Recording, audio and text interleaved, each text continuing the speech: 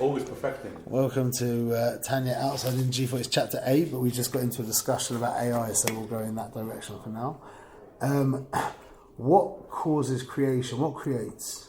I think the soul, the mind, the poet feels something inside, like I want to describe something. Well, wait, but go to the most primal creation that we have, the most primal ability to create. Babies, children, babies. Right? So, what causes that? A lust, a desire. It could be first lust, desire, Ratzon. Ratzon. Right. What's the chiyas there?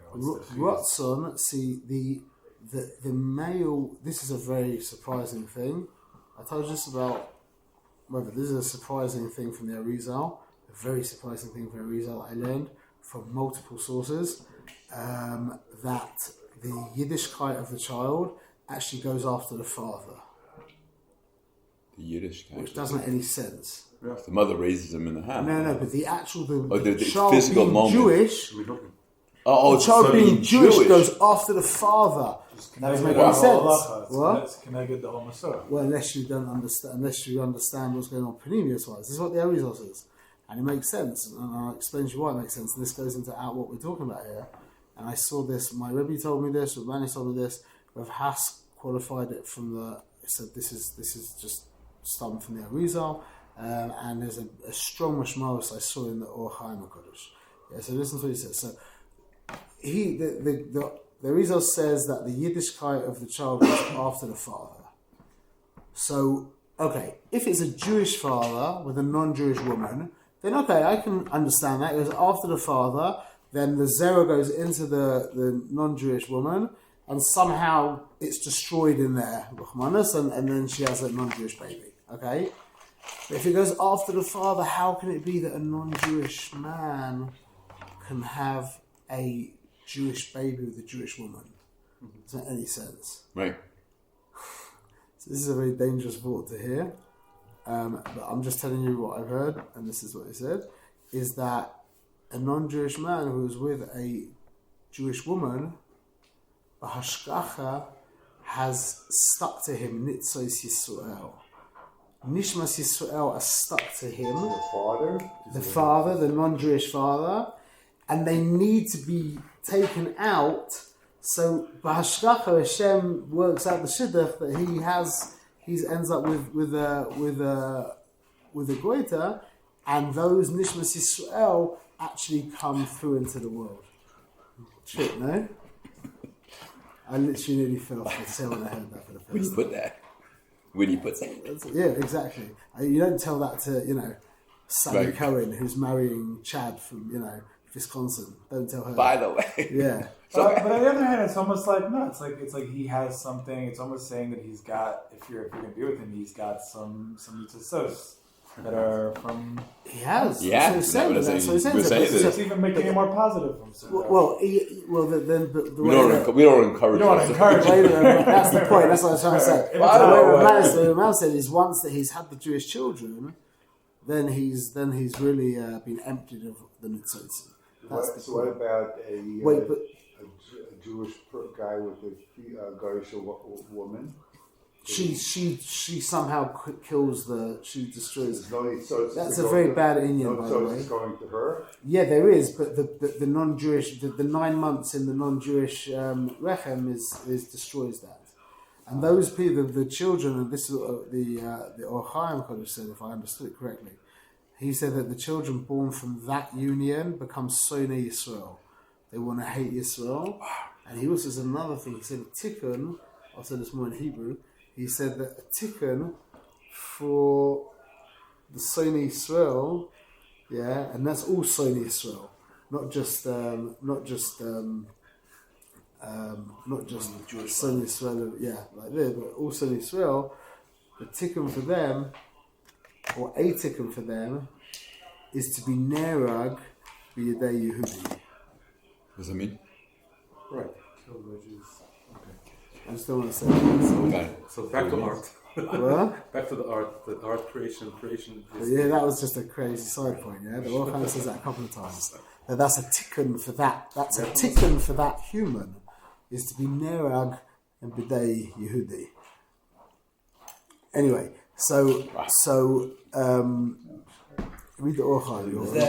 Not like reading this morning. Is that an encouragement, basically, to become a vigilante? No. It's also that's also like it gives you a new perspective on Milchamas, Medinat Yisrael, maybe.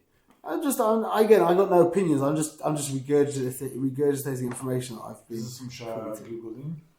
No, this is in the Orchai Kodesh. That's the other thing you were saying that before. Oh, I don't know. I didn't see that personally inside, but I heard it from both of my rebbes that is Shitasa Arizal. The point is, and this is why this has to be said, because if you understand Pnimius Torah, the kasha is bichlal. How can it be that a non-Jewish man could have a Jewish child? Because in the male-female relationship, you need rotzon. The male needs, by definition, the male needs rotzon. And the woman, someone could be ma'anis, a woman. Yeah, they could force her, and she could get pregnant. But the rotzon has to come from a man. If the man doesn't have rotzon, it can't happen. Yeah. He's ma'anis, so there's rotzon. He's ma'anis, he has a rotzon to ma'anis. No, the other way around. The point is that in the relationship between in the intimate relationship between a man and a woman, the man by definition needs rotzon, and the woman doesn't need rotzon. If we're getting into it, we have to get into it. Technically speaking, can a man not be forced against his rotzon? You need Avachai. That can't. If that happens, that's the point. Mechanically, there needs to be Avachai, which wouldn't. That's what we're saying here. That's the point. So there needs to be Ratzon. Ratzon is what creates. But the Ratzon is a Gilui that. The Etzem Amaisa is a Gilui that he has Ratzon. So you can. Ratzon is spiritual again. It's something you can't handle. Absolutely. 10% Ratzon, 100% Ratzon. Well, let's ask you a question. Look at this. Let's talk about it this way. Remember, our avodah is Hasidim, and we're all Hasidim here. Yeah. Our avodas Hasidim is to go lifnim mishur sadin, which means don't get duped by this world. Yeah, this world looks to you like X. Yeah, see through the graphics and realize that you're not. It's like the computer games when I was growing up in the 80s, yeah, and the early 90s. The computer games. They're the same. I mean, don't get me wrong, there are different things now, yeah? But there's a lot of computer games now. Like, my kids were playing a game the other day. Actually, it was a while ago now. But it was like, it looked unbelievable, yeah? Like, wow. But when you really think about what's going on, is you're either in the middle, at the side, or on the other side. And there's like stuff coming towards you, but all you're really doing is just going like that the whole time. Good point. Yeah? I was playing games like that, like Arkanoids and like little ball and this and that. What's the difference now? You've got crazy graphics. The Pac-Man before you. Pac-Man, no, also, yeah, well, I was funny a little bit, but still, what I'm trying to say is that the game's the same. You've just dressed it up with graphics. And if you're not a thinking person, you think it's a completely different game. But if you just put a moment of thought in, you'll realise that it's exactly the same. There's just different graphics and different sounds, and the experience feels different. But that's just the chetzonius. So the chassid is always lifnim mishur sadin. He doesn't care about the line of din. Yeah, he cares about what's going on inside. So in regards to understand, this is a good way of understanding this. Right, I want this cup of coffee. Yeah. So I'm going to take this cup of coffee. I'm actually going to say, Amen. So I wanted to drink this coffee. How did I bring this coffee to me? I extend my arm and I bring the coffee to my lips and I drink the coffee. Okay? And so I want to take a drink from your bottle. Can you pass me a bottle, please? A second. I'm not going to, but look, no. I take this and I do the same thing. So now you would think, here I use my arm. Now in this scenario, I used Sruli's arm and my arm. Yeah? Now, I'm going to call Sruli, who right now is my personal assistant, just for the next 1 minute. Yeah? And there's a bottle of water in Tel Aviv that I want to drink. So I asked Sruli to work that out. Now Sruli calls up his guy in Tel Aviv, tells him that he needs to bring this bottle of water for Shmuel to drink, yeah? And then I can drink the water. So now how did that come to me? Through Shlomi in Tel Aviv, driving over to Yerushalayim. He hands it to Sruli, and I take it from Sruli, and now I drink the drink. All it is Rotzen. That's it. Melubish in my hand, Melubish in your hand, Melubish in... That's how you want it. When you look at Amazon, yeah, I don't know if we've said this before, but when that guy steps out of his, black van and hands you that, those headphones that you don't need, yeah, that really is Jeff Bezos actually handing you your useless item, your unnecessary item. Absolutely. Just like if I was to slap someone and then, stand up in court and say, I didn't do anything, it was my hand. Yeah? Or if I was to throw a stone at someone and say, well, I definitely didn't think it was a stone. If I was to knock a stone off and it hit this and that landed on it, that's all ridiculous. That's all just caught up in graphics. It's all Rotzen. It's all my Rotzen flowing through. Now, it might have to flow through different things. And then it gets more complicated because then you could put your spin on it. That's like, and this is the thing about AI is still running off my Rotzen. But now it's like, see, when you're the difference between like a top photographer and an amateur photographer, if you get to take pictures, let's say you take pictures of Hasna, yeah, is that a top professional photographer is trying to portray the event exactly what they want to see from their event, but in a way that they could never imagine, with such sophistication and class and edge and dynamacy, whatever word you want to attach to it, yeah.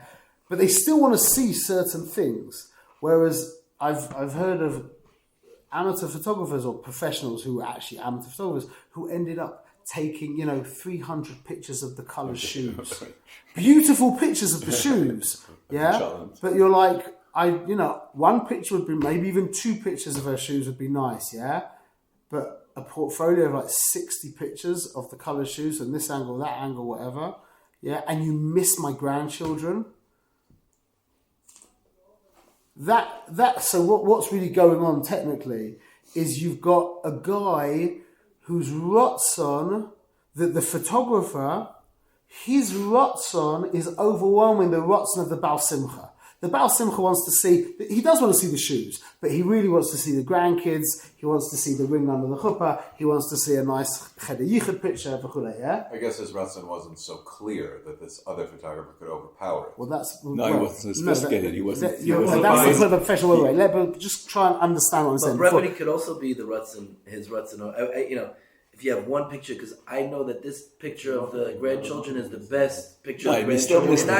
Wait, just try and understand. He missed the point of the balabas. Try to understand, because we could get caught up in the mushal very, very easily. But just try and understand. The point is, whether we made it clear, didn't make it clear. The Baal Simcha has a certain rotzah to see these 5 pictures. Yeah, one of the chasam, one of the kala, one of the tables, one under the chuppah, and one of the yichud. That's his rotzah, yeah? As a professional photographer, as a top professional photographer, you know that. You don't need to ask them that. You know that because all you're thinking about is the Baal Simcha and you're trying to break your head. What would he really want to see? An amateur photographer is caught up in his own rotzon and he's like, oh wow, look at these shoes, they're gorgeous. Let's just tick that, this is gorgeous. Wow, if we put like, no. Yeah? So now, what's happening in the two scenarios is you've got the amateur photographer. So you've got the rotzen of the Baal Simcha that's flowing down, and then it gets cut off by the rotzen of the amateur photographer. Okay? Destroyed. Now you've got a very high level, or let's say you've got now a decent professional photographer, not a high level professional photographer, a decent professional photographer. Yeah? Now that means he gets the right pictures, yeah? But it's not like, Baruch Hashem, he got a picture of the grandkids. It's not the best picture, but Baruch Hashem, he was bottled to the Ratzon, but his Kalim weren't.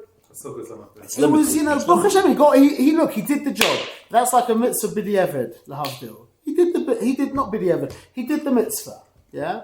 But then, there's actually a nice way to say, I never thought of it like this, but then you've got the high-level professional photographer who not for 1 second forgets about the Baal Simcha, not for 1 second. He would never dream of wasting energy or battery power taking pictures, more than 5 pictures of the shoes, because he knows that the Baal Simcha might put one in the album, but not really, whatever. So he won't spend more than 70 seconds on the shoes, yeah? Whereas the amateur photographer gets caught up and spends 30 minutes with the shoes, yeah? But the high-level professional photographer, what does he do?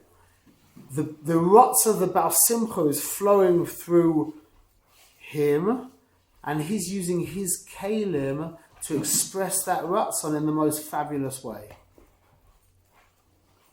That's called doing a mitzvah with Av and Yira. That's the idea of giving yourself to the mitzvah. You're not just a kli. You're a mamash. You're a sophisticated, intelligent, powerful kli, but you're still a kli. So you're doing exactly what the Rebbeinu Shalom wants. You don't have a separate Ratzon. Exactly. Your Ratzon has been... So you hear the point here. So now how do you work this? So now plug that into AI. You know what I'm saying? It's an interesting... This comes out very interesting because if you don't do anything with AI, it just sits there. So when I'm making all these songs now, yeah? And I feel that I'm very present in these songs, like my Ratzon. Again, my Ratzon. Not my kalim, because I've got not one musical bone in my body, yeah? Nothing. I can't sing, I can't play any instruments, I'm not even like I don't care about music so much, yeah? Amazingly enough. As a kid, yeah? I've really got no musical bone in my body. So, I've got no care, so it's made me think about this, yeah? Why has it been, since the beginning of history, that only the people with musical kalim were allowed to make music? That's so unfair.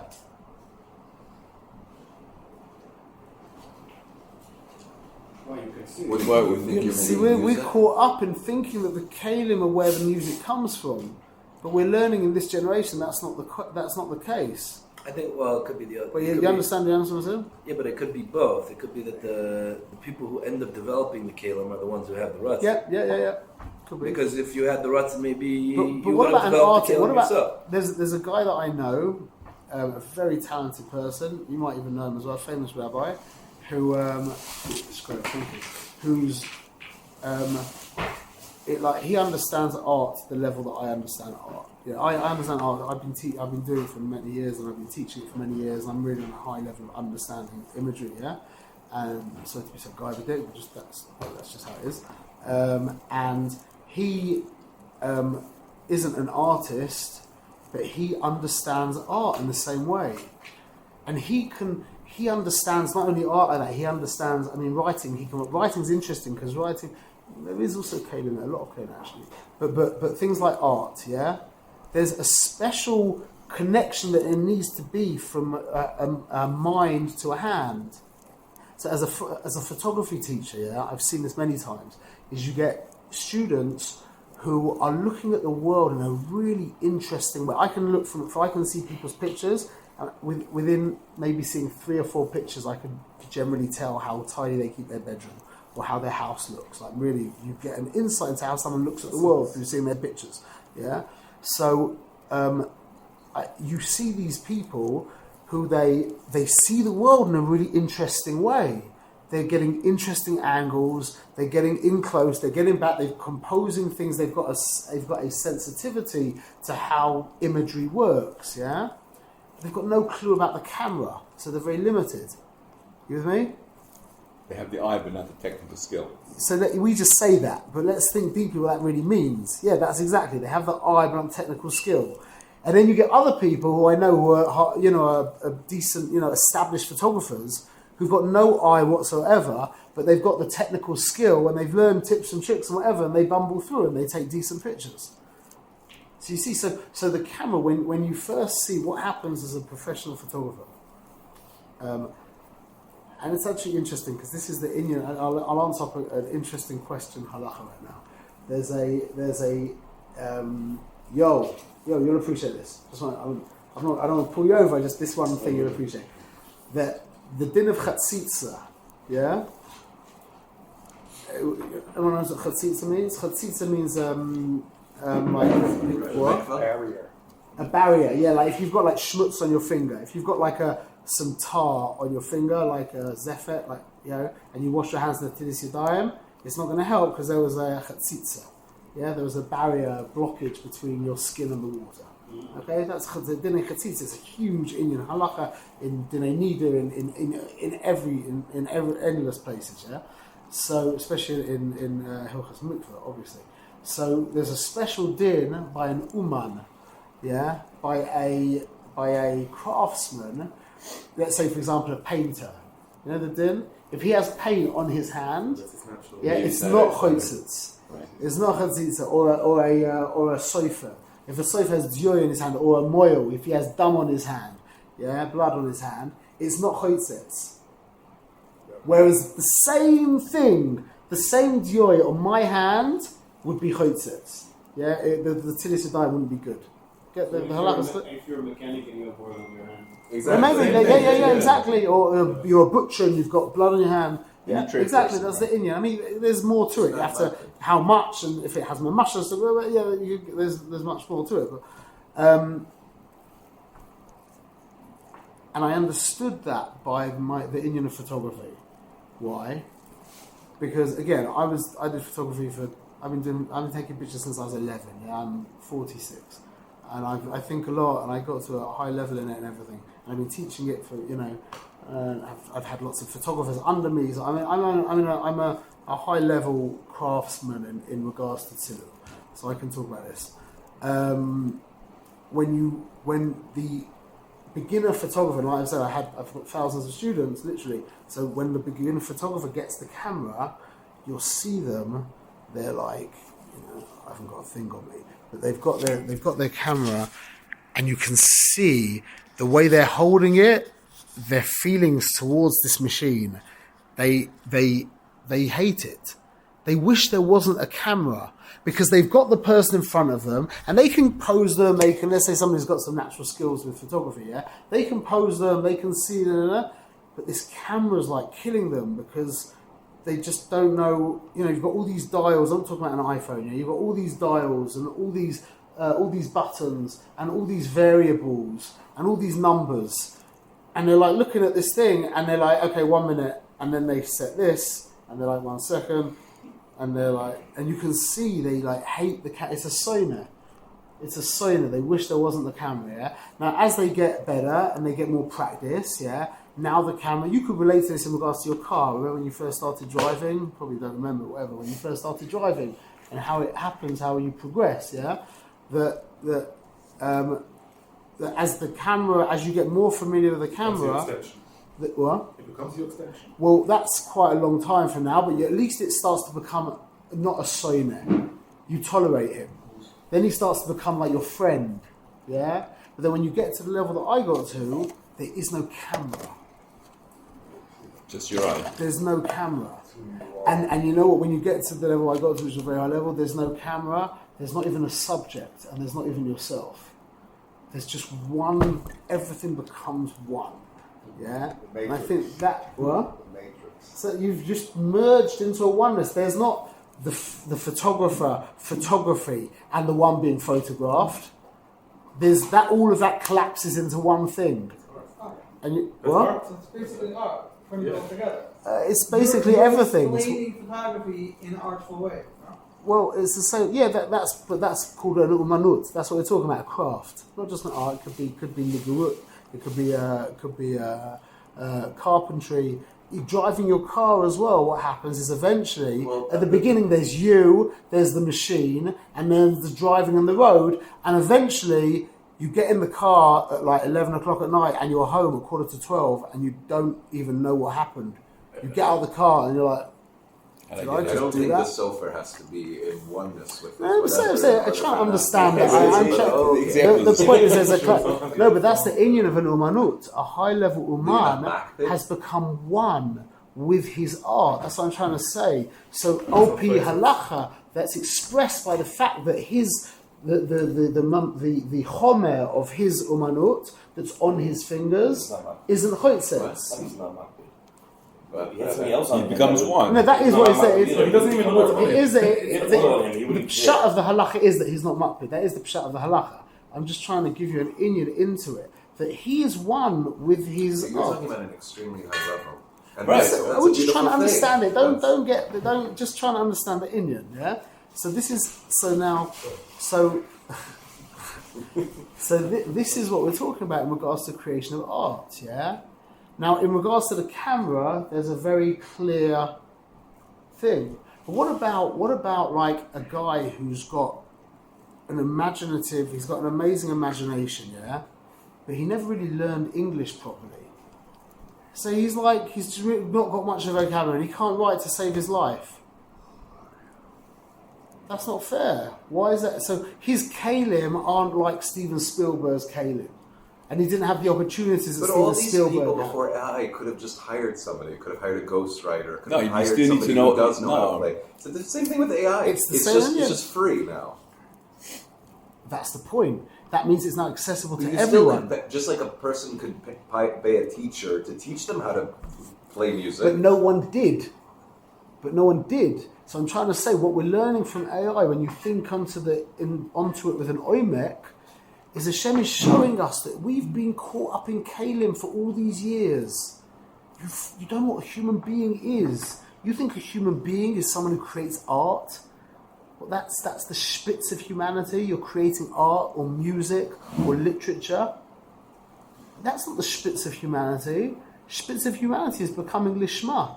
In fact, that's all humanity is how much lishma is there. Everything else is just kalim. And now in our generation, if you think for a minute, you're seeing that's being pulled away from under your feet. I'm telling you, I've spent this week, the last 2 weeks I've spent involved in Midjourney, yeah? I was using ChatGPT, DAL-E, whatever it's called, to make images. They did an upgrade, which for me made it useless, basically, and whatever. So I went over to Midjourney. You've heard of Midjourney? You've looked at it? You've been through Midjourney? Who? Midjourney. Mid-journey. Is it a visual? It's a My visual. wife made a lot of art. It's amazing. It's Amazing art. unbelievable. Amazing art. There is a koach also to Vadai, using and it. I don't have it. But so what I've been doing, there's really a koach. I It's can't a make language. You're learning the language, and then you're learning absolutely. It's a together. chap, 100%. It's a chap, yeah. You could learn. It's not so difficult. She but you just figured need it to- out. So what I've done, because I haven't got the time to learn anything new right now, and so I found a workaround.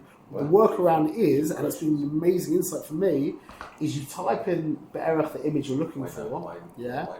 and then you can search other people's images, and then you can actually get into their Midjourney accounts and look at all the images that they've made. And you can see, dozens, hundreds, trillions of images of this image that this person has made and the tweaks they've made to. So now you've got people creating imagery that just again and again and again that that compared to anything that used to be. You know that the amount of images created since they started these image generators. Just from my account, would be thousands. The amount of images created since they started with the image generators Hundreds of trillions. are more than across all of history.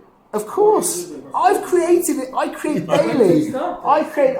They keep pushing you into the higher madrigas. I'm paying out $30 a month. Yeah, I had no intention to do that, but now I get infinite generations. Movies Every also picture or I just generate, videos? it creates 4 images, and then the one that I like the closest, I click. If you click it once, it creates 4 versions of that, and I go click, click, click, click, and create 16 versions, 4 really similar, and 12 completely different, but based on it, yeah?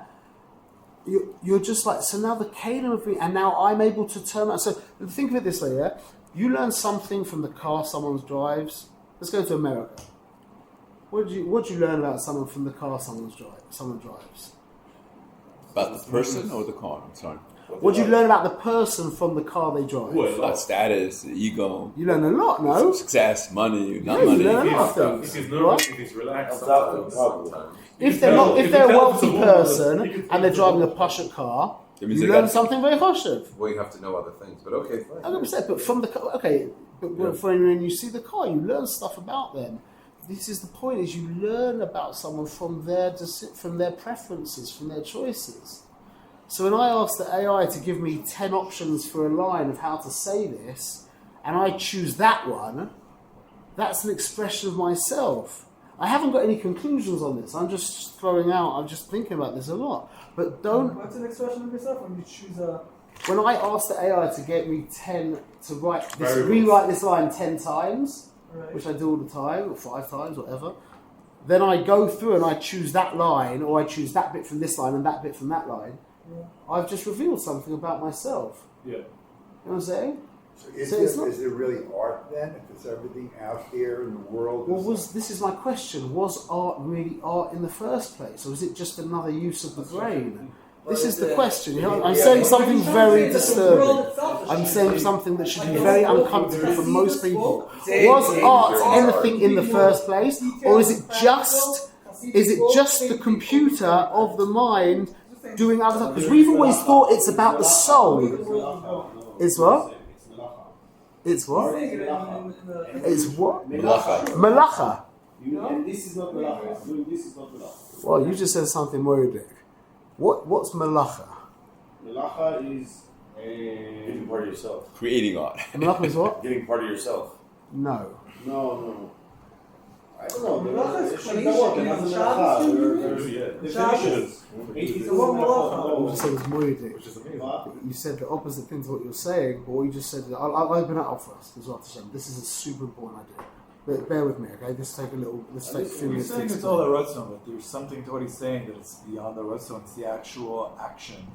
So that's what I'm trying to say. Let's think about that. What does that mean? Because the minute we get into the world beyond Ratzon, now what is that? Listen to what you said in regards to Malacha, yeah? Effort. Hmm? It's effort that No, but What wait, is let's that go back to space? Malacha, because you said it's not Malacha. You said that Malacha is art, and this, I don't know really what you mean by Malacha. I'm saying art by definition, part of art by definition is melacha and Yetzirah. Okay, Yetzirah also in Beit HaMikdash. Okay, the Mishkan. It's what? In the Mishkan, the way they did the Mishkan. Very, very specific. Yes. The thing we With said, your all hands, of it is it's something with extremely your specific. hands. Maaseh Yedenu Kunonehu. In regards to what? In regards to we should connect with the Hanav Hashem through the handiwork of our own hands. It's the bracha that Moshe gives, the completion of the Mishkan that we're constantly, that we're using over and over. Don't forget the Mishkan though was completely, there was no creative input into the Mishkan whatsoever. But it was exactly the point. It was inspired from above, just like we're seeing AI. It's just the Hashra, take out the ego from it. But it's not us that is coming up with the creative power.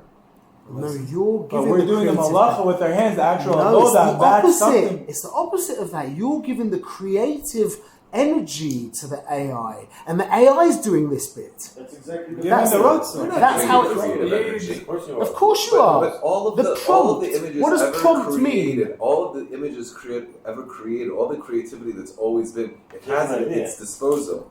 And you're just saying, could you mush all the creativity that's You're ever saying- been in the world Could like you this? mush? What is that? Where's the mush? That is called Ratzon. But That's was Ratzon and creative act You're taking identity? It's not the same thing. I feel like there's a distinction there. It's an important, very important distinction. Make what AI is. So is creativity. So this is an interesting thing, yeah. So we, as Western people, we worship creativity. Yeah. Intellect. Again, no. Let's. This is a question. Creativity. I don't know. Let's right now. I mean, let's say we don't know what creativity is right now. Yeah. But we love news. We love things that are new. We love to see the next thing. Yeah, we love when the artist comes out and and he's created a whole new style of music, and the artist. We celebrate Cubism and Expressionism and postmodernism, and we celebrate as things become new. So that's called creativity. Yeah, something becomes new. You create it from new. That's what Bria means. It's Yesh Me'ayin. Yeah. So as a wedding photographer. Well, that's what creation is. Creation is Bria is Yesh Me'ayin. Okay. Creation is not Yesh Me'ayin. Bria is creation. Creation means Yesh Me'ayin. But creativity is not Yesh Me'ayin. Say them. Okay, it's a moshul. It really isn't because your creativity is coming from a basis of things you've already seen.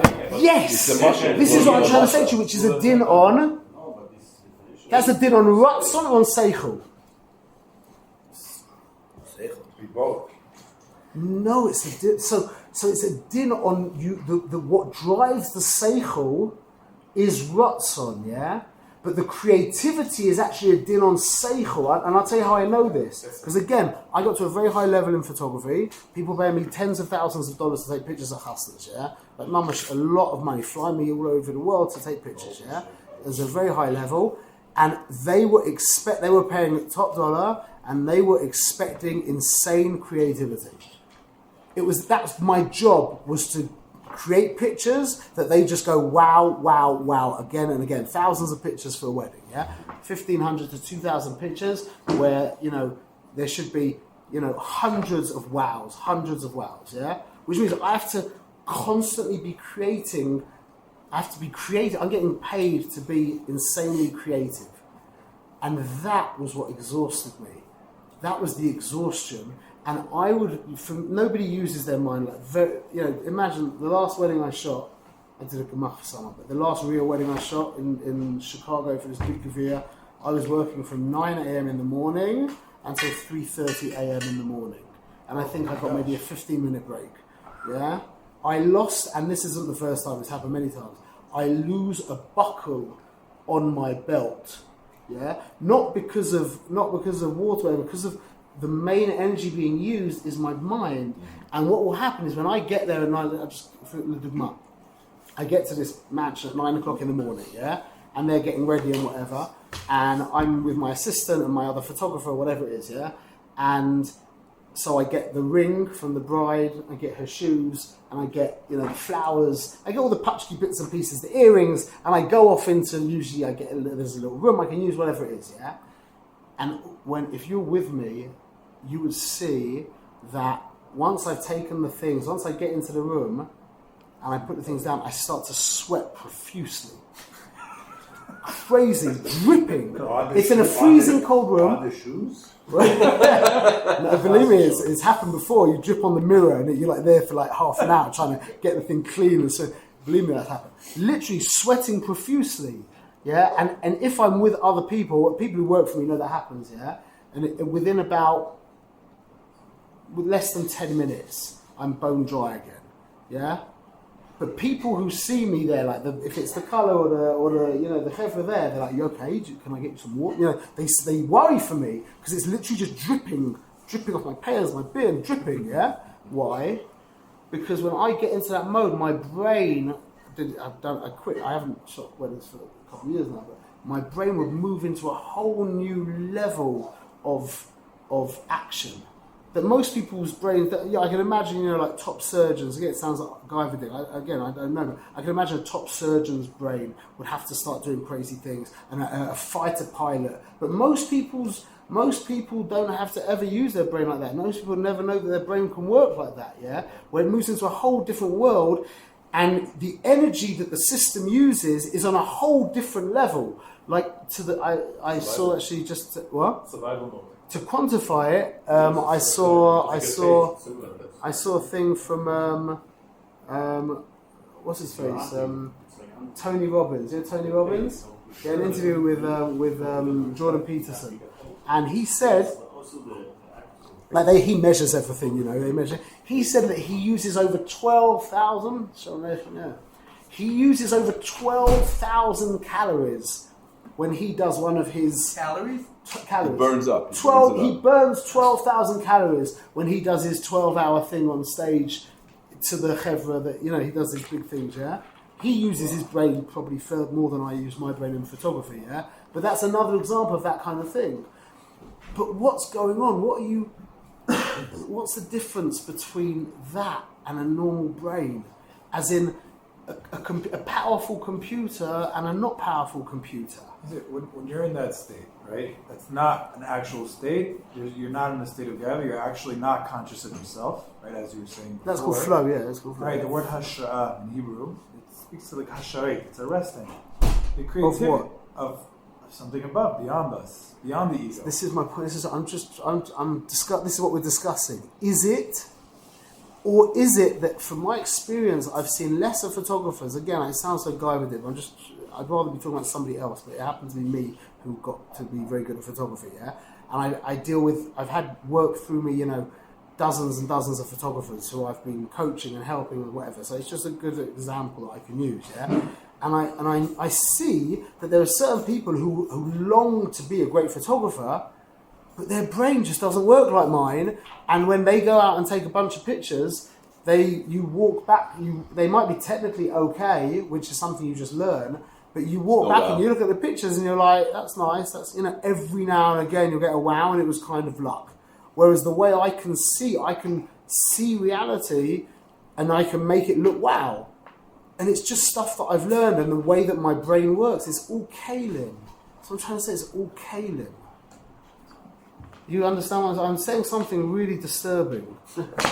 It's really. The thing is all about the shmo. So it's like it's meaningless. It's just your. It's like your shrooming trip. What? You think you're seichel or you have seichel? You have a seichel. Unfortunately, I don't. Is this what you're saying? This is the same thing as when you have Is this the same point as the story about the last time you took shrooms? What? That it's just whatever it is. It doesn't really. Well, no, don't get confused. That's going to be confusing. We don't. But is that similar? No. We're talking about something different. We're talking about kalim. Yeah. I listen. Okay, I listen. We're talking about kalim. It all ties in. Yeah, it does all tie in. But we're talking about kalim. Yeah. So, like, what credit do you give someone who gets given a beautiful? He gets given a beautiful car. What, you start calling him wow, you know, amazing. What about he gets given a decent car and he really makes it nice? Okay, you give him a pat on the back, but it's not like that's not him. That's the same with Kalim. So we pray, we worship Michael Jordan. Yeah, it's like I love it how Hashem did it in America, because in England the sports aren't like basketball's a great example, because in basketball, everyone says, oh yeah, Larry Bird was short. Great.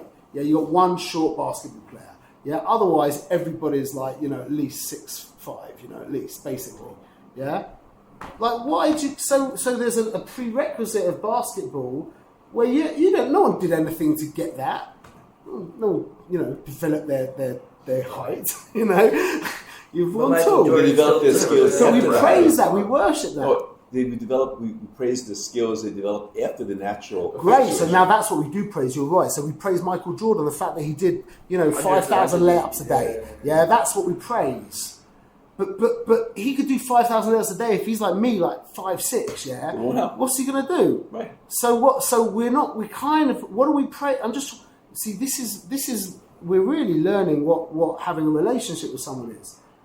Because if you're caught up in the kalim, if you're caught up in your children's kalim, yeah, then that's what's called an avatalui badava. This kid's great, an avatalui badava, a love that's dependent on something. Because seichel is a thing. Ratzon's not a thing. Yeah, Ratzon's a person. Ratzon's a person. That's why it can create.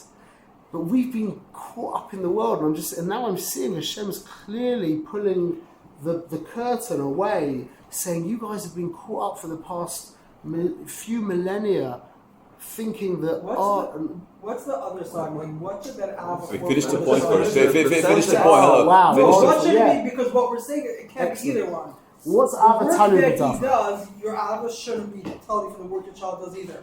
or for the gifts that he's given. From what I was So never what, married. yeah. So let me Tell me ask you. what I So, think. so what you're calling when we talk about unconditional love, yeah. So we're talking about unconditional love. Right. The guy gets straight A's. The guy gets straight E's. Unconditional love says I love you. Right. Yeah. Conditional love says straight A's. I love you more. Straight E's. Get out of my house. Yeah, that's clear. But that means that you appreciate him for the. So that's maybe cool. I Yaakov- just said what you said. I just spoke it out. Unconditional love means whether you get A or E, I love Oh, you. either way, right. I love you. That's unconditional love. So what's that love coming from? Though? So what in- do you? Yeah. So, in Loshna Tanya, and what I've learned from my Rebbe, is we do use the word love for that, but it's not really love in conventional. There's two words. We use love, we call it an avaraba, and we have we have like an avos oya, and we have two levels, and we call them both love. Yeah, it's called ava b'tanugim. Anyone who's been learning, you've been learning Hashem before? No. So you've missed a few. You say this. Everyone knows about Tainug, yeah? Right. We've learned about that Tainug is really, if you think Rotzen is the mensch, yeah? Rotzen is just the expression of Oineg. The real mensch, if you want to boil down reality to the most binary level, which is a good idea, it's something you should always be doing, yeah, then you'll realize that everything is just a choice between you and him, which would really be phrased in the words we're talking, between your pleasure and his pleasure. That's what reality is. Reality is a choice between my pleasure and his pleasure. And if I've worked really hard, or I had nice parents as well, that helps as well, and I've managed to align my pleasure with his pleasure, then the work can become quite pleasurable. But that is what reality is. Whose pleasure is more real? Your pleasure or his pleasure? Do you understand that? I think I understand what you're saying. I'm not sure how that. Are we getting? I don't know how that answers the question. We didn't answer it. I just laid a foundation, yeah? So the essence of what you are is called pleasure. Yeah? Pleasure. And then the next level out is called will, ratzon. Ratzon is an expression of pleasure, what pleasures you want. Okay? So there's a love called ahava rabba, which is also called ahava b'tanugim, which means a love of pleasure. Yeah? That's described as coming from above. Then there's what's called ahavas oilam, and others. Then there's the emotion of pleasure. So we use the word love to describe, I'll explain in a minute, but there's two levels of love. There's the emotion of love, and then there's something else which is caught up in pleasure. We don't know what that is yet, yeah? What is the emotion of love? What is it? Where is it or what is it? What is it? What is it? Simcha, it's a happiness, It's not a fight. It's not a fight with you. Like It's so Identification. simple. No. giving, So giving, simple. giving. It's a chemical. Recognizing Want you to yourself be as safe. a What does it do? That could be true. What is it? What does it do? Outside. And the English is beautiful. The English lets us know what it gives is. you pleasure. No, love them. If you love someone and they're in prison, Security. you can't be with them because you suck. Pleasure. In- This intimate- love is not intimacy. pleasure. Positive outside. That's getting closer. Intimacy. It's so easy. Love is movement towards. Nice. And if you want to be even more specific, yeah, and we can really break this down granularly, love is actually described, the moshel for love is a kiss. Yeah? I'm not talking like Right, I'm talking like intimate, right, what's right. a kiss?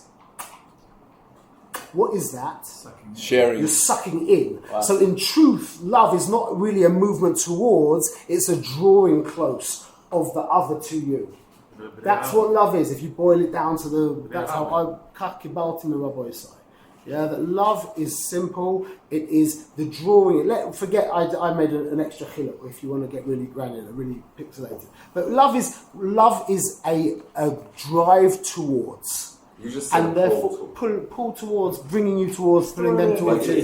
So the flame wanting to return back? Is No, that, so that's the other one. And you have to get this clear, yeah? That's Ava Rabba Batanubi. The irregular Ava is saying Russell's here. It's bringing close or coming towards. it's closeness. Yeah, and you can get into granular if you're bringing them closer or you're going closer. Yeah, what's fear? The other emotion, the only other emotion. There's only two emotions, Ava and Yira. Yeah, everything else is a mizig with those. Well, Building walls. it's Protection. making distance. That's it. It's as simple as that. And that's fear in English you have Ava. The word Ava you translate as love. In Hebrew, the word Yira you would translate as fear, as awe, as respect, or even as hate. There is no Even as hate. without Yirat Hashem. What? But they also say you can't get to Ahavat Hashem without Yirat Hashem. I can't hear my. They also say Yeah. you can't get to Ahavat Hashem without Yirat Hashem.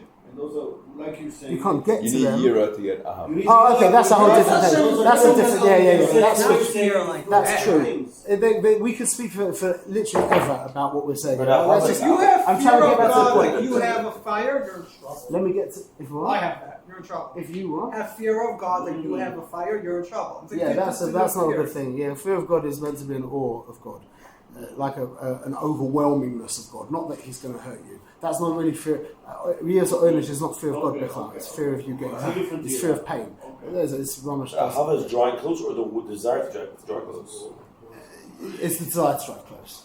And that's why if you love someone dearly and they go to prison, yeah, and you can't be with them, it's a pain because the pleasure of Ava is in the closeness. Not the desire to come close, if it's being prevented, causes pain, causes tsar. So Ava, the emotion of Ava is love dafka, pleasurable. In fact, it could be pleasure or pain. The achievement of closeness is That's the pleasure. The pleasure of emotions is the expression of emotion. How is emotion expressed? Yochel knows this. How is emotion expressed? How is emotion expressed? There's only one of three ways that emotion is expressed, Oh, and that's summarized in one word. Eyes. Physical. emotion. Yes, Thoughts, words, behavior, actions. thought, speech, action. Love and fear express themselves in behavior. How do you behave, which includes thinking. So if there's a break between the emotion and what are levushim, like we know about each other in this room from what we're wearing, yeah? It's an expression of who you are. That's what levushim are. Behavior expresses who you are to the outside. So, but what's being expressed is the emotion. So, one second, just finish the thought. So when we don't love dafka, you're right, you can wear somebody else's clothes. Again, we can go in any loads of... Wait, finish the thought. Let's finish up. Wait, finish the thought. Again, try to understand, as opposed to try to not understand, that's a favourite thing of many people. I'm not saying you do that, but many people try to not understand, but it's much more productive to try to understand, and then later, maybe. Usually when you do that, then there are no questions anyway. Anyway, so an emotion is a desire to come towards or to go away. That's all an emotion is, yeah? We've gotten so far. What were we getting? Oh yeah. So we're trying to say, so what's that? We had the two kinds of loves. You've got your love for pizza, you've got love for your kids. You have children? No. Okay. So you have your, I don't want to get personal people, yeah? Yeah, a man has a love for pizza and a man has love for his son. Okay? Now we know intrinsically they're not the same thing. Yeah? Your love for pizza is predicated on what? pleasure. How it Wait, tastes. but forget like. Why do you like pizza and not herring? If you're not hungry, you don't like it. It gives you pleasure. Why? Because you have. How does it give you pleasure? How Lack does it of touch meat, your lack of pleasure? meat. No, there's a pleasure point in your. It fills the need. You like We discussed this last so time. deep, just more passion, man. Tastes good. The dog gives Yeah, you it's too not. It's much. like you like cheese So and you sugar, don't yeah. like And cheese slimy. also gives you a rush. What? It's like drugs. Cheese like So- drugs. so- Whatever. It It tastes has good. certain Yeah, now I understand. cheese, and you like this pizza over that pizza. Why? Because this pizza has certain qualities, and this pizza doesn't have certain qualities. So you're loving the qualities of the thing. You understand? So my love for pizza is the same. If I love my child because he's a great kid, You like it's the ingredients. same love.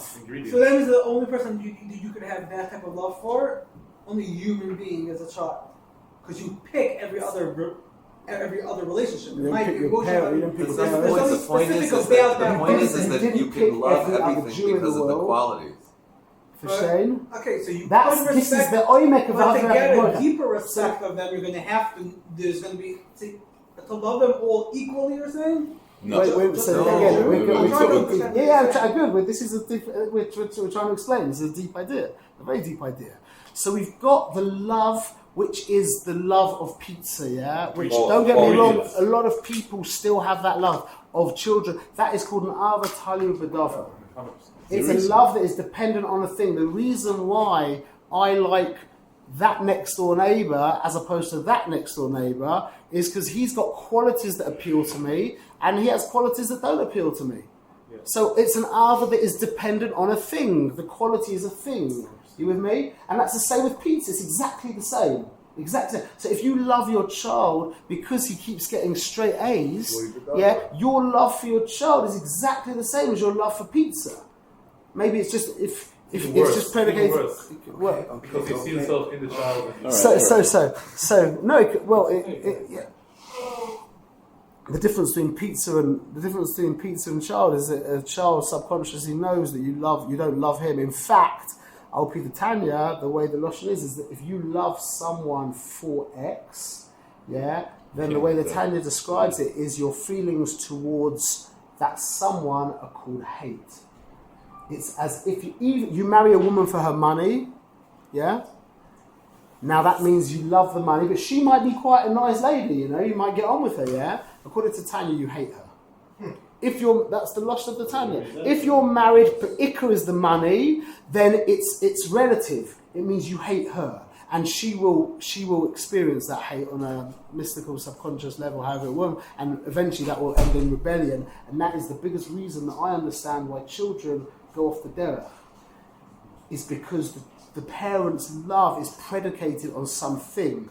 The way it works, Al Pi Kabbalah, when someone's love is an avatalu b'dava, that thing that is being loved, it does have free will if it's a person, but the nature is it will rebel against the one who's loving it. It will push away. What? How is it even possible? I mean, even if you love your own son, wait. Even if you love your son, unless it's your child. Okay, you love your son. Or a Jew. You love your son because he is your son. It is already. There you go. That's fine. That's fine. Not for a reason. This is called Ava Tanugim. What you're just saying is yes. There's no reason you love. You love him. Well, that's not There's a reason. reason. It's not about. I love my son. It's not about him. And now we're getting to understand what it means that Hashem chose the Jewish people. Stay with me, okay? Stay with me. We're still in. Everyone's going to understand. It's all going to come together. It's all going to click. There's what Hashem. Yeah, that this is an avatalu b'dava. That's called emotion. Yeah, your emotions go this way and go that way, and that's dependent on stuff. Yeah, the love of your child. Yeah, or the love. It could be the love of your friend as well. Friends are more difficult. Definitely the love of your parent. The Zion Kroivin. Yeah, which is parent. Which is mother, father, brother, sister, son, daughter, and spouse. Yeah, the Sheva Kroivin that were in the Sabbath. Siblings. What? Siblings. I said brother, sister. Those are the Sheva Kroivin. Those are who we're Misabel over. Yeah, all these relationships absolutely, essentially have to be. This is called an essential relationship. That you don't love your dad because. That statement is a wrong statement. You don't love your child because. That's a wrong statement. You love your child. You could say because he's my child. Or you could even say in spite of. In spite, that proves the point. If your kid was a serial killer, you would still love the kid. That accounts for Hashem's love for us, even when we're choiter. That's why He doesn't give up on us, and that's the reason why when Avraham is introduced in the Chumash, we've said this many times. What does it say? When we first meet Avraham in the Chumash. He says, I'm going to make you a goy gadol. When he introduced Noach in the Chumash, what does he say?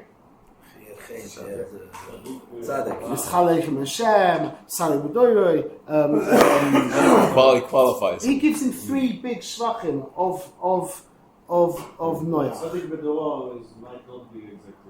So it also might be. It gives 3 big. The fact that he calls him Tzaddik, that's already something. Yeah, it's Mischalech and Hashem, Tzaddik b'doro, and what was the other one? What? Motzechei, yeah, there's 3 big shvachim, it says by Noach, and by Avram it's just like, get out of here, lech lecha. This teaches you the entire difference between the relationship of Am Yisrael, the Bnei Shalom, and the Ummah Olam. The love of the Ummah Olam is predicated on behavior. If they behave correctly, then you love them. Inside the page. By us, if we don't behave correctly, it's really annoying. It's like the difference between your kids and your neighbour's kids. If your neighbour's kids misbehave, then you just don't have anything to do with them. If your kids misbehave, it breaks your heart. Because you love them. But right now you want to kill them. Right now you hate them. I mean, you don't have to put your hand up as a parent, because I know if you have children, you have gone through experience, you have gone through feelings, where you hate your child more than anyone else in the whole world. I'm sorry to call a spade, and you've definitely had those feelings with your wife, for sure. Countless times. It comes from a certain connection and love. It comes from It's called an emotion. It's called an emotion. The problem is that we think emotions are so choshev. So now I don't like my wife right now, and it could be I'm going through a hard time for a month, could be a year. Some people go through it for longer than that. Rachmanis, Now you think, well, we should get divorced because if I don't love her anymore, well, then what's the relationship? That's like a guy who lights Hanukkah licht for the experience. If you want to bring that to experience, he's lighting Hanukkah licht because he wants an experience. Let me ask you a question: what's more heilig? You light Posel Hanukkah licht, and you do the meditations, you have the music, and the kids behave themselves. Even better, the kids went out for the evening to somebody else's house. And you do the meditations, and you have a tremendous ruchnius experience. But the Hanukkah licht was Posel. Or you had a kosher menorah, and during Hadlaka, your 4-year-old soiled himself. As you were saying the bracha, all of a sudden he screams, there's a terrible smell, and you have to go to the bathroom and spend 15 minutes dealing with, as we know, I dealt with this a couple of days ago. What was more hailing? You went through all the Olamas the day before, and then the next day you just barely squeezed out the bracha and you were besuffic because there was soya in the vicinity, and you started saying before you knew, and now you don't even know if you're yoked in the and you lit the menorah, you don't even say the Moatzor, and you run to the bathroom. By the time you get back, you're covered and you're so dejected, you just want to eat the latkes and you're really angry with everyone. You can't compare the two things. There's one is reality and one is not reality. That's the same with marriage and love. What's marriage? Marriage is a kashuba. Marriage is a bris. I'm with you. Don't care what. Now it makes sense. It makes a lot of sense to bring a lot of love into that. A lot of sense. But if you think that marriage is predicated, the way people think it says love, and now we love each other, so let's get married. So marriage is an adornment for love. That's the imagery. That's the visual. You've got love, and you pretty it up with marriage. That's absolutely backwards. There's marriage, and you pretty it up with love. So what's marriage? Commitment. What's marriage? Commitment. What? Commitment. Contract. If we really believe that, why do we have What? Okay, Wait, I'm making this very black and white so you can understand, okay? Right. But I'm curious, but like theoretically, if we really believe that, we wouldn't have the concept of get. You wouldn't have a concept of get. No, that's not true, because there's a mitzvah also to have a get, and there's certain reasons to have a get. There's a reason. Why? So let's not go. But I'll tell you, the way I'll explain it, the way that my Rebbe explains it, is that a divorce is not an option. A divorce is like when a person's got a bad arm. Amputation isn't an option. It's the last case scenario when everything else fails. The option is you try this treatment, you try that treatment, everyone knows you can cut the arm off. That's not, you understand what I'm saying? It's a very good question, but let's see. But what I'm trying to get to is marriage is, are you married, sir? No? Okay. You were married? Was. You were. Was. Everyone was married. What? Everyone was married. Find someone who's Okay, married right now. Wants to admit it. I'm learning now enough as I'm getting more public that I have to stop asking people things. Joel's married. I'm married, okay? I've been married. How long are you married for? 15 years. 15 years. I'm in 20 years, whatever. So 21 years in a few days. That you are as married today as you were the morning after your chuppah. You're not more married. You can't be more married. You with me? Because there's just something done. But the relationship is about That's different. Because marriage is The binary. experience. Marriage is binary. Experience. You're But either it's not married. about the experience. Well, you're not married. Wait. It is about the Yeah. experience. It's also about the experience. It's also about the experience. Wait, don't. No. You're not treating marriage correctly. You're not. The way you're being to marriage is actually wrong. When you say, well, it's just that is what marriage is binary. You're either married or you're not married, and never ever lose track of it. For sure. Now the avoider of marriage. That's not Building the binary. muscles, right? That's a different story. But what we're saying is, without the marriage, there is nothing. The marriage is a bris, yeah. 100%. So the behavior is something that you have to work out. That doesn't determine the marriage. The feelings are something you have to work out, but that doesn't determine the marriage. You know what? Usually, you talk about divorce. Yeah, this is probably for 95% of divorces. What I find when I'm not in a good place with my wife is if I go and do stuff for her, I'll start feeling much nicer towards my wife. Yeah, don't get me wrong. There's definitely situations that are chemical and physical and stuff like that. But a lot of the time it's because you're just selfish and you should get over it.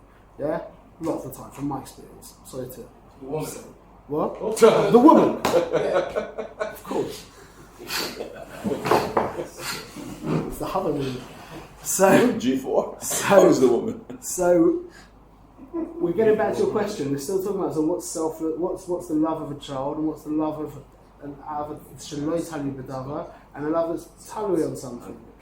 Is that the ava that's not tali b'davar is what we're calling the bris. Asher b'chabanu mikol ha'amim. That's a bechira. Now, he chose us. I'm not going to get into that right now. That's a whole big thing. But just trust that this is the same inyan. That he chose us for no reason. Shalai Tali B'davar is called Bechira? Yeah. Exactly. Otherwise, it's not bechira because you're choosing because of that. It's not bechira chavshis. Exactly. It's because it's the wait, quality. That's what the Bechira Moshe- means when you are choosing for a reason. No, I chose. That's cool. But so real bechira, Hashem's choosing in us was not that. When I offer you $100 bill and a $10 bill, and there's no kunts, you can take one or the other. Which one do you take? Do you have a choice? Yeah. No, you don't. You're compelled by your seichel to take the $100 bill. But I don't have a choice to control my seichel or to, Then to you're control my choosing- actions. So if you want to prove me wrong, now again you're not choosing. You're being manipulated by an external force. Real choice. This is a big Indian. These are Inyanim. Don't think this has taken me years and years to get these ideas. Yeah, we're opening a Pesach for you to realise that Pnimis Torah is not vortluch on Shabbos afternoon. Pnimis Torah is a lot of avoider to get Inyanim clear. A lot of avoider, just like nuclear physics. Yeah, it doesn't just come like that. Bechira is a choice when all of the external things are exactly the same.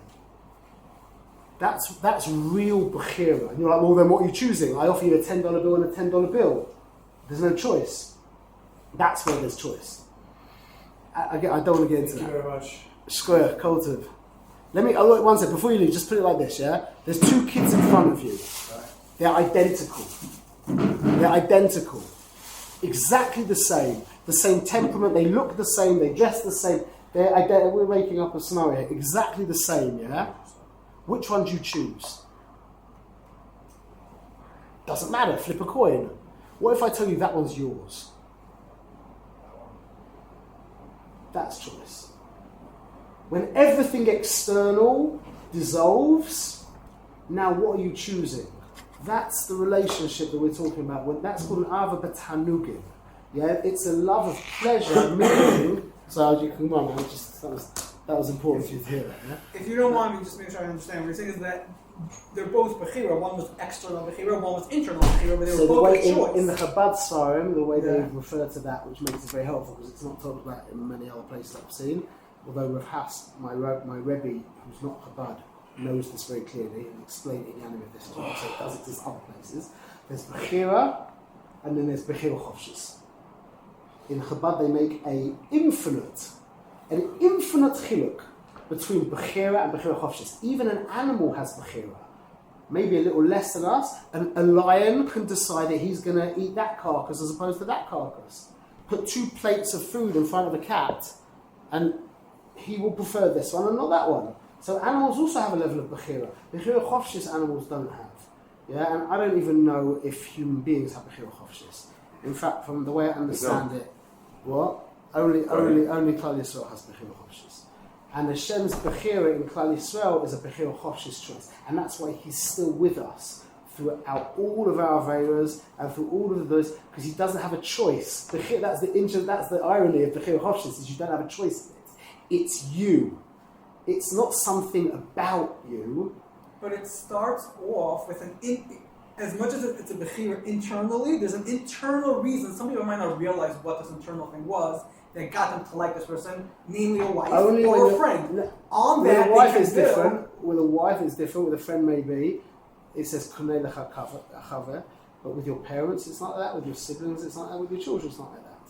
Yeah, your wife is a different thing. And with Am Yisrael, it's not like that. When the mitzvah of V'ahavta l'recha kamoicha is this what we're talking about here? Because if it was predicated on everyone being nice and stimming with your sensibilities and your smorgasbord of what tickles your peaches, how are you going to love every single Yid? You have a chiyuv dorais. That's enough. Internally, I respect a lot of different things. So even if nothing doesn't come with me, I could like you. I can maybe even love you. I can love you because I don't have that. That makes you so much more. And I'll tell you what, that is not the mitzvah of V'ahavta l'recha. That's why it's V'ahavta l'recha kamoicha. Your relationship to yourself, which is an essential relationship, an unchosen relationship, that is Avos Yisrael. And that's why, what's the mitzvah the Goyim have?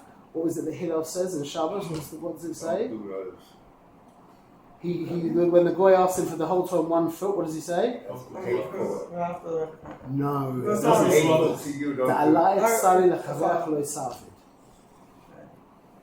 That is so telling.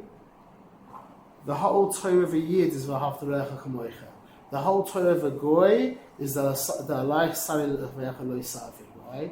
Because the relationship of a human being to Rabbeinu Shalom is predicated on behavior and seichel and emotions, v'chulei. Yeah?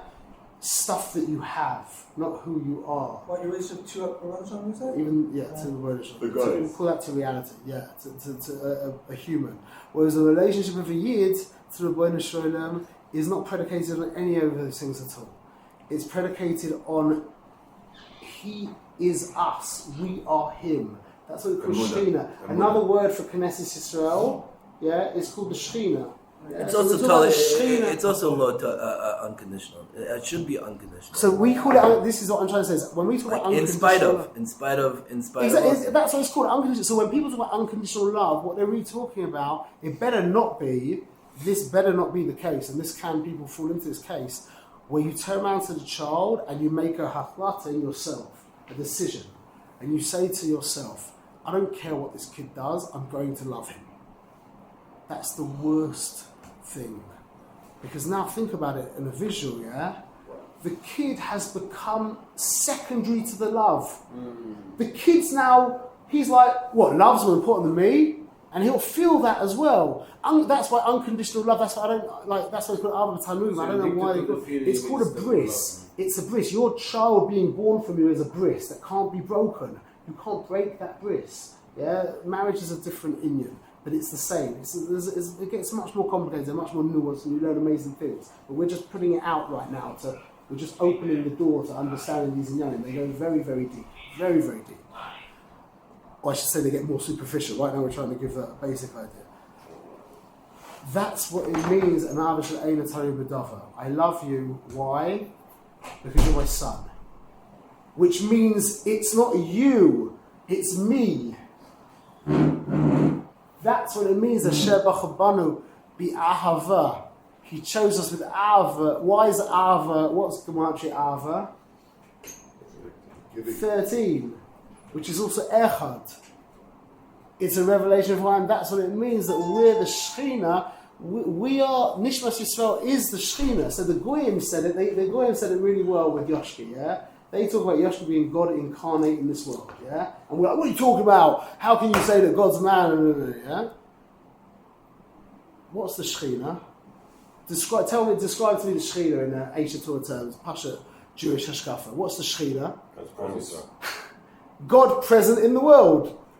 Yeah, the Shekhinah is called Klal Yisrael, Knesset Yisrael, Am Yisrael, whatever you want to call it. Yeah, Rachel, Imatata, So they're off just in the person Malchus, they chose. that's it as well. They just limited to that one guy. Really. That's it. They made a mistake. They limited it to one guy.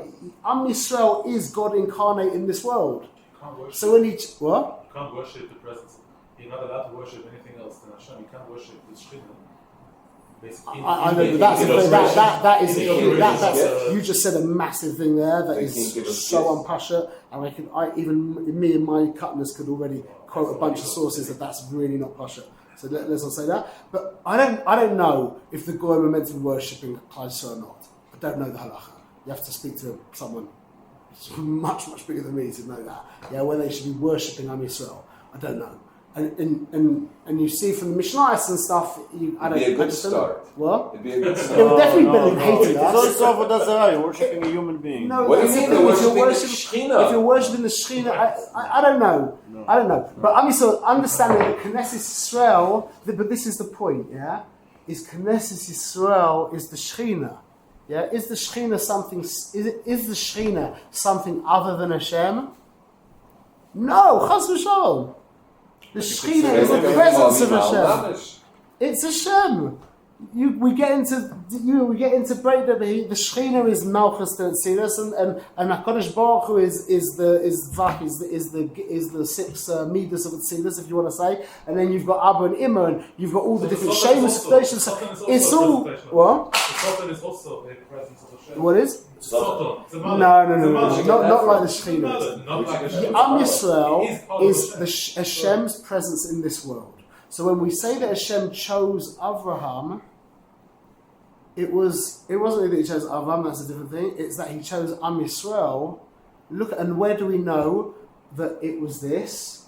Because we were in Egypt. We were so rubbish at this point in our history. We had never been so pathetic. But that's not where he chose us. That's not where he chose us Bechir Chavshis. He chose us Bechir Chavshis at Matan Torah. That's where Bachar Bana was Matan Torah. And that's why he didn't. That's why he didn't all the Jews. It's all one shlav. It's all one shlav. It's all one shlav. The Esa Makkos, Kriyas Yamsuf, Matan Torah is all one shlav. It's connected by the Oimer. I hear you saying, and you can definitely learn big things from that as well. But he redeemed us from Mitzrayim when we were mamash pathetic. Yeah.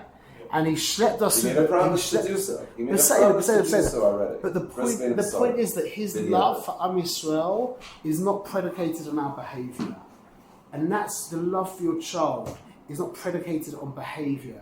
And this is what I found from my experience as a father, and I've said this to many of you, and I'll say it again and again and again, is that if you say to your child, and this is why I say it's not really love, because if it is an unconditional love, meaning that your behaviour is not going to affect me, that's like being stoic. Like the word stoic, yeah? I will not be moved by your behaviour. What will the kid do? He will start to push you and push you and push you until you are moved by his behaviour. Because if you're like, no, I'm going to love you, and then he'll, you know what I'm saying? Understand? Because he feels secondary to the love. So what we're calling an unconditional love is really not an unconditional love. And the unconditional love is what we really call the relationship. That's the bond. That's the bris. And that's binary. Child. And with God? And with God. Same.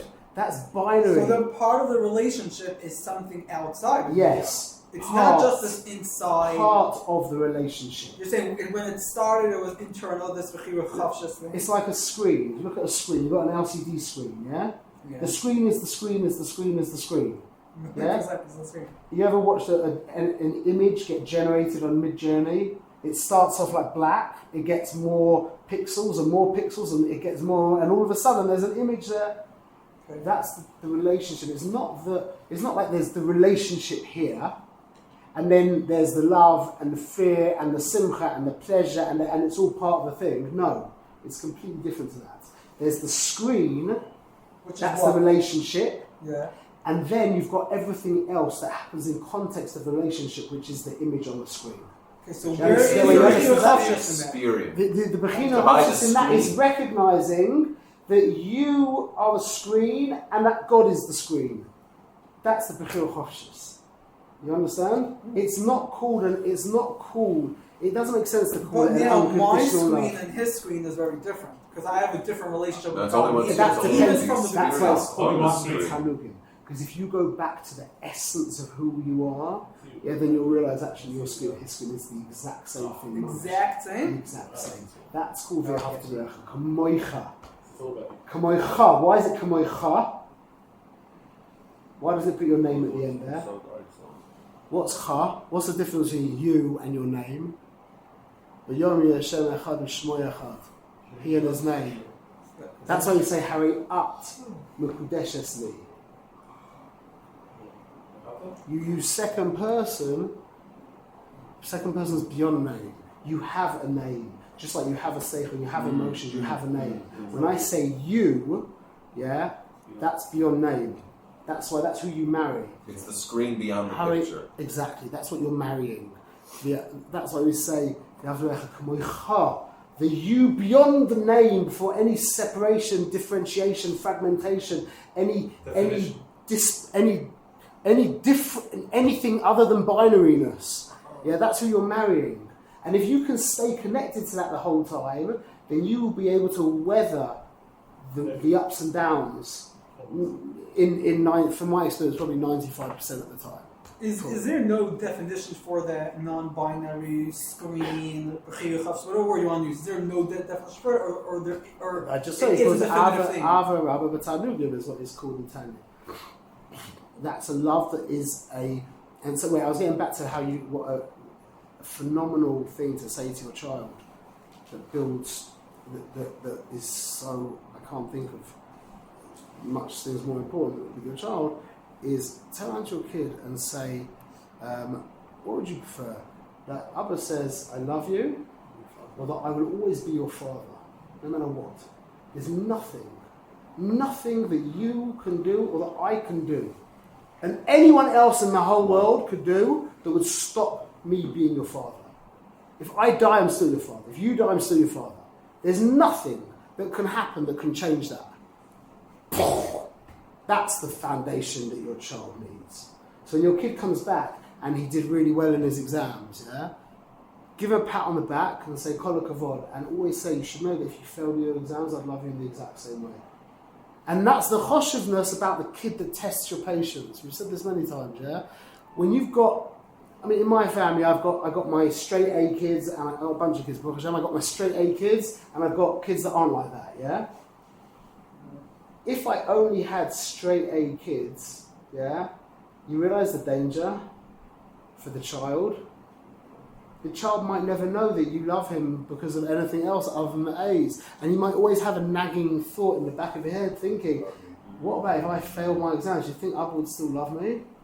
That's very unsettling for the child. Whereas if you have a kid who isn't straight A's, and you demonstrate the same relationship as with the kid who has straight A's, and the kid who has straight A's makes a connection and realises that in fact I could do. Okay, yes, Bechira. Hopefully, we'll make a connection. Understand that your love for him is not predicated on his behaviour, because a love predicated on behaviour is called a back-to-back relationship. A love behaviour is a thing. That's why it's called an ava talui bedava. When it's and that's going back to the whole thing. This is where we got into the whole question was about AI. So now we've talked about all of the. This is really, we actually stayed on topic, the whole point. Now what's AI? It's just things. And it comes out that maybe art was also all along just things. Maybe even music was just things. Maybe. Exactly you have to be prepared to, I now know that the computer is better at art than any human ever has been ever. And from my little knowledge of music as well, I feel the same way as well. And with the writing as well, it appears to me like that. But not all art is the same. But not technique. Excuse me, I would say something that maybe you won't like to hear, but some would not consider wedding photography art. Okay. Well, they never saw it, really. But you never saw it. Go to my website, look at my photography, and you'll see that that's why I was able to charge. I was able to charge 5 figures in dollars Because for of a art, wedding. because it was pretty. It wasn't art. What's pretty in art? This is the whole point I'm trying to get Art to. doesn't have to be pretty. When you study semantics. right, when you It doesn't study even have art to be deeply, new, by the way. you know, I went to an art. This was years ago. I went to an art It's exhibition. not about art. It's not about pretty. Well, this is your. That's again. I'm It's your not It's not sure. my definition. Go to museums. Not everything there is So pretty. you're right. Wait, It's not my now is it? definition. But is it the museums that define what art is? I went to the last art exhibition I went to. Baruch Hashem, was many years Is ago. modern art pretty? Is a circle? Wait, listen to this. Finish the I'm point. trying to say, I'm No, trying then to finish say. the I point. went to the Tate Modern many years ago, and it was a woman called Amy something or other. Definition. And you know what? You know what the prize, the main exhibit was?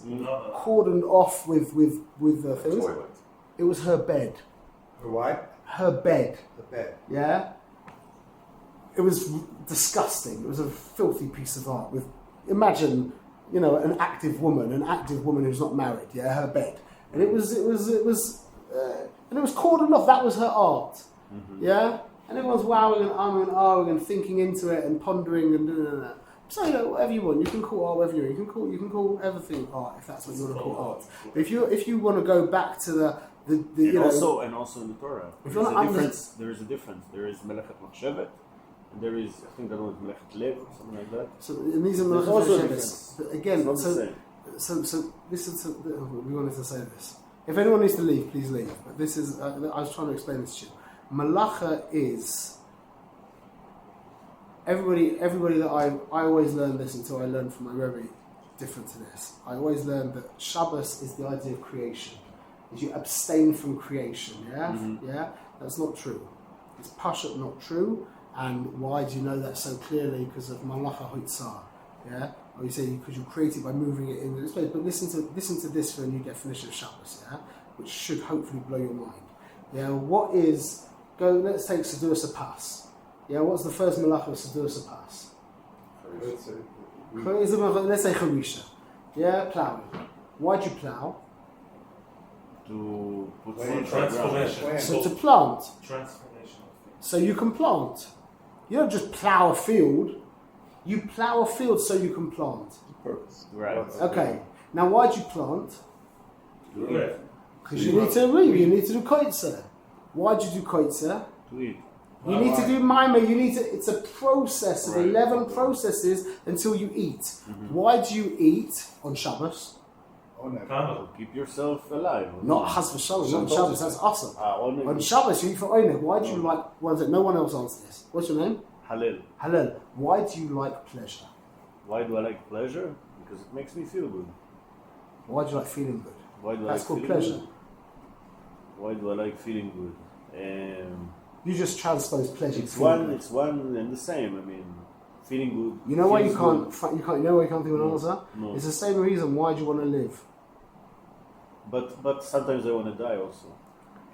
Yeah. Okay. So let's not get. When you don't want to Let's die. just say. The default. No. The default. No. No, I You're mean, right. we all have these. Even when you feel like you want to die, Yetzirah, someone puts a it's gun not to dying. someone puts a gun to your One head thing. and say, the chances are very, very likely you'll beg for your life. Yeah. That's the chances. You Okay, don't said really it. want to die. Said it. Yeah, you might Okay, think but you okay. don't. People don't want to die. Right, Yeah. right. Life doesn't want to die. Why? Because that's just what life is. There's no reason. Mm-hmm. So the reason why you like pleasure, you like pleasure. We talked Why about do it you like last time pleasure? because it makes me identify with myself. With No, my- that's touching pleasure. But the reason why you like pleasure is just that's what you are. That's who you are. So there's no reason why you. You really are what your ego is. Well, Last say time you that said we it's got what your this. ego is. Okay, say that. There's it's more complicated, but there's still. If you want to think of it generically, it's Okay. really we can talk about this. Yeah. Okay. So you do all of these acts for the pleasure of eating, and Shabbos is about the pleasure of eating. Yeah, Okay. you're not allowed to do things for koyach for later. You're not. That's us. It's funny because our whole take of Shabbos is it's a rest. So you just think I suppose I'm resting, so I've got koyach for the next week. Asa, you're not allowed to sleep on Erev Pesach and say I'm doing it so that I'll be up tonight. That's asa. You're not allowed to do so. So the rest of Shabbos has got nothing at all to do with having rejuvenation for next week. It's funny. The pshat is completely the opposite of that. So it's about pleasure. So what is a malacha? And it's the same with all the malachas. And this is why Hotzah is the semel, is the picture of all of Shabbos. Yeah. What are you abstaining from on Shabbos? Things that are Proving not You're what? Yourself. the future. Improving. You're living in the Improving moment. anything. It sounds like Making- you're living in the moment, no? Process. Like you only Process. You're abstaining from means to an end. Pleasure is an end. Why do you like pleasure? No reason. Why are you planting? Because I need to reap. Why are you reaping? Because I need to gather. Why are you gathering? Because I need to dosh. Why are you doshing? Because I need to v'chule. That's called means to an So you're end. doing So what satisfies melacha. you now. Wait, what? So you only do what you're supposed to only do what that satisfies you in the moment. Well, what you want So, give you for pleasure. itself, not for an not for an ulterior motive. That's called klipa. What do you do? What do you do with the peel of an orange? Throw it away. Throw it away. No. That's what klipa is. Klipa is a means. Klipa is a means to an end. Definition of klipa is something you want, not for itself. That's called an avatalu b'dava. That's called klipa. You with me? Something you want for itself is really called kedusha, but it depends if you're talking about what self you're talking about. But that's the difference. Now, why does it cover over? And this is getting to the point of what you're saying, go all the way back to the idea of klipa covers, yeah? Everyone tells you, what's klipa? It covers over, yeah? That's a feature of klipa. Protects. Klipa is a means to an end. You can say it protects, yeah, but it has an ulterior motive. It's there for a different purpose. So let me ask you a question. I'm going on a holiday, for a skiing holiday, yeah? Why do I want to go skiing? What? It's pleasure. Let's say that's my pleasure, skiing. Don't get into the women. Yeah, exactly. It's pleasure. So I'm going for skiing. Now I have to go on an aeroplane. That's the process. That's Not- klipa. Right. Okay. I don't want to be on the aeroplane. I mean, you know what? It could quite be that I like aeroplanes. Yeah, I know kids who like aeroplanes. That's yeah? separate. Right. It's still called in this breakdown that you hate the aeroplane because you're using the aeroplane to go skiing. Right. Now this is why it's a cover-up. Now when you're doing something not as an end unto itself, for example, you're not going to see me skiing. I mean, you might actually see me skiing, yeah, but you're not going to see my Rav skiing. When you watch someone doing something as an end unto itself, that's a gilui of the person. You learn something about them. This guy's skiing. Okay, You're that kind of a person. so Wait, stay with me. Okay. The guy, if you see someone skiing, he's that kind of a person. If you see someone surfing, they're that kind of a person. If you see someone studying, they're that kind of a person, yeah? But what about when you see the guy on the aeroplane?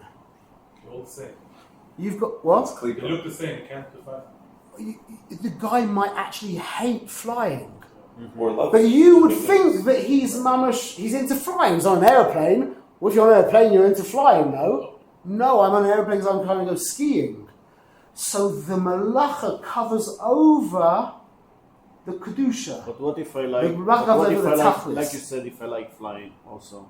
Okay, fine. So it's all relative. Again, you can fit. You should. So let's say I like to cook. Wait, before let's say I like to cook. Do you understand what I said? also like to cook. Can I cook on Shabbat? You could understand. Try and understand. Yeah, I'm saying it's a lost art. I don't know if it was ever found. Trying to understand. I've painted a picture to you. I've given mashalim and stuff. Whenever there's a mashal, you can get caught up in all kinds of ideas and not understand. Which I say, when you're doing something and to understand things, you need to make them black and white. Yeah, that's why the Gemara constantly makes things black and white. So when you're doing something for something else, that's called klipa. That covers you over. You don't reveal. Even if you enjoy it. Well, then if you're enjoying it and you're doing it for yourself, that might be the end. To answer you up is, if I love planes, then what am I, when I'm at the airport, what am I thinking about? The plane or the skiing? Right, okay. So then it becomes an end unto itself. It gets very complicated, right. You know, and then there's periods in the plane, and then there's emotions, etc., etc. Most people like baby behind you in the place. What we're trying to say is that Shabbos is when Hashem rests from doing stuff that he doesn't particularly want to do. It's a clip for Shabbos. That's called Shabbos. So you rest from doing stuff that you don't particularly want to do. Now just finish. So that means you take off your hat. Yeah, you're a plumber, you're an accountant, you're a photographer. You let go of that role. Yeah? Because that's something that you have to do. Yeah, and this is the point. You let go of, you're an artist, you have to let go of that. You know what you don't let go of? When someone says to me, well, you're doing all of these things, yeah, you let go of all your roles, but then on Shabbos you become a parent. If you've got children, you become a parent, mamash adasof. You didn't let go of all your roles, you're playing the role of a parent. No, being a parent is not a role. Being a parent is an atzias. It's an atzias. What about being a rabbi? Yeah, that could be a role, or it shouldn't be a role. That's why tzaddik is called Shabbos. But it can definitely become a role, 100%. Everything, being a parent can also become a role. All of these, everything can become klipa. The Torah Kadosha, Chaz v'Shalom, can be used in a terrible way. If what you're trying to do is get to Olam Haba, if that's your pleasure, if that's your tachlis, then mitzvahs have become klipa. Mitzvahs are a means to an end. Rahman al-Islam. You hear what we're saying here? How deep what we're saying? So Shabbos, that's why Malacha is called Malach. From Lashon Malach, what's the difference between Malachim and Neshamas? Is Hashem wants Neshamas. He needs Malachim. He uses Malachim. But he actually wants Neshamas, just like you need your child. And when we say you need your child, this is, we'll finish on this. When you say you need your child, we don't mean you need your child to clean the house. No. We need, I'll give you a good example. You need your child. I'll tell you what I mean. You need your child. You need every one of your children. You need your children. I'll explain. Yeah? Even your baby, you need. You need your baby. And I'll give you, to explain this, I've had this a few times. I had a few Shabbosim ago when we came to Rehavia, and we were for Yol Halpen's Bar Mitzvah, and I was with my whole family. And one of my children, I had 10 children, and one of my children was on a holiday in the Ukraine. And I felt, and I'm a very I look at the good and all that kind of stuff, yeah? I felt like I didn't have my family with me. I was missing a child.